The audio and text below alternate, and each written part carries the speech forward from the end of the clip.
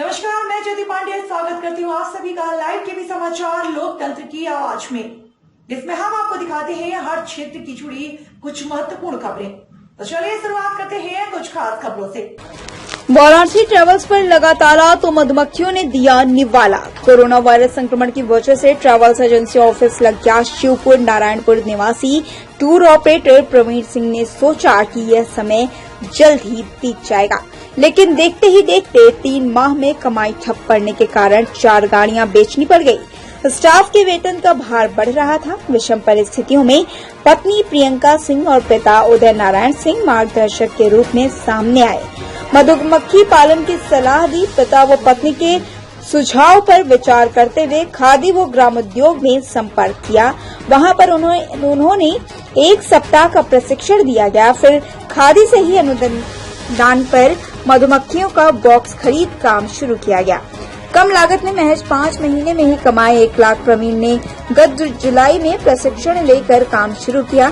नवंबर से मार्च के बीच लगभग 4 क्विंटल शहद का उत्पादन हुआ। आप खादी ग्रामोद्योग आयोग से जुड़कर रोजगार शुरू करते हैं तो खादी हर वर्ष बजट के अनुसार पहले आओ पहले पाओ के आधार पर प्रशिक्षण देता है। जिला उद्यान अधिकारी संदीप गुप्ता ने बताया कि विभाग में इस रोजगार के लिए पंजीकरण कराने पर लाभार्थी को 40% का अनुदान मिलता है। वाराणसी मधुमक्खी पालन व रोजगार से जुड़ने वालों का विवरण वाले कम विवरण। जिले में 80 किसान मधुमक्खी पालन से जुड़े हैं। जिले में 2000 मधुमक्खी बॉक्स हैं। जिले में 600 क्विंटल शहद का उत्पादन होता है। 40% का अनुदान होता है। उद्यान विभाग 80% अनुदान सामान्य लोगों को, 90% अनुदान SC/ST वर्ग को। रिपोर्टर वाराणसी से लाइव टीवी समाचार के लिए संवाददाता अजीत कुमार की खास रिपोर्ट। उससे बचाव के लिए ये हैट यूज किया जाता है। ये बिल्कुल नेट लगी होती है। नेट की वजह से मधुमक्खियां के हमले से आप बच सकते हैं और आप आराम से देख भी सकते हैं। आराम से आप चेक करके, और शहद जब भी निकालना हो तो आप इसको यूज करते हैं। नमस्कार, मैं प्रवीण कुमार सिंह। मेरा पूर्व का business Kshitij tour and travel. मैं एक टूर ऑपरेटर हूँ। पर लॉकडाउन जब 22 मार्च 2020 में लॉकडाउन लग गया, उसके बाद से हम लोगों का व्यवसाय बिल्कुल ठप हो गया। एक भी बुकिंग नहीं मिलती थी। दिन भर गाड़ियां बिल्कुल खड़ी खड़ी खराब हो गई। स्टाफ की सैलरी, गाड़ियों की किस्त, रोड टैक्स सब देना जब मुश्किल हो गया, कोई काम हमारे पास नहीं बचा, तब हमने काफ़ी चिंतन मंथन के बाद परिवार से सहमति लेके मधुमक्खी पालन का व्यवसाय आरंभ किया। मधुमक्खी पालन के व्यवसाय में मुझे खादी ग्रामोद्योग से ट्रेनिंग के पश्चात 10 बॉक्स मिले, और साल भर में उन 10 बॉक्सों से अब मेरे पास कुल 40 बॉक्स हो गए हैं, और उनसे एक अच्छी आय हो रही है। एक बॉक्स से साल भर में लगभग 25 से 30 किलो तक शहद निकल जाती है। और ये अभी मेरा व्यापार इस फील्ड में काफ़ी अच्छा चल रहा है। टूर और ट्रेवल का काम तो अभी तक ठप चल रहा है। और कुछ पूछेंगे आप लोग?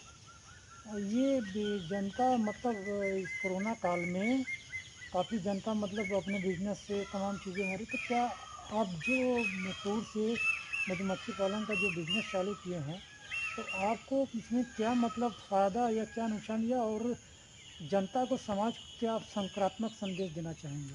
इस संक्रमण काल में एक तो शहद आपके सेहत के लिए बहुत ही आवश्यक है। एनर्जी फूड है। आपकी एंटीबॉडी डेवलप करती है, अब रोग प्रतिरोधक क्षमता आपकी बढ़ाती है। ये नियमित सबको सेवन करना चाहिए। हमने खुद सेवन किया, इसके लाभ देखे, और इससे व्यापारिक दृष्टिकोण से करने से किसानों को भी बहुत लाभ है। फसलों का उत्पादन बढ़ जाता है। हमारे दलहन और तिलहन में लगभग 25 से 30% तक प्रोडक्शन बढ़ जाता है मधुमक्खी पालन से केवल। तो किसानों को पूरा लाभ इसका मिलता है। कि आपको ये मधुमक्खी पालन करने के लिए कुछ ट्रेनिंग लिया या कुछ मतलब? हाँ, खादी ग्राम उद्योग बोर्ड से मुझे 1 हफ्ते की ट्रेनिंग मिली। 1 हफ्ते की ट्रेनिंग के बाद आप? 1 हफ्ते की ट्रेनिंग के बाद वहाँ से मुझे 10 बॉक्स मिले सब्सिडी पे, जिनसे मैंने अपना व्यापार शुरू किया। अपना परिचय दें। नमस्कार, मैं प्रियंका सिंह। मेरे पति ने मिस्टर प्रवीण सिंह, इन्होंने ये रोज़गार शुरू किया और पूरे घर की सहमति से और एक राय से हमारे पिताजी श्री उदय नारायण सिंह, उन्होंने कहा कि ये बहुत अच्छा रोज़गार है और इसे हमें करेंगे तो इस समय विशेषतः इस समय हमें थोड़ा फ़ायदा मिलेगा। और सच ही हुआ, हमें फ़ायदा भी मिला और अभी हम कर रहे हैं तो हमें लग रहा है कि आगे भी फ़ायदा मिलता रहेगा। मधुमक्खी पालन करने का क्या तरीका है?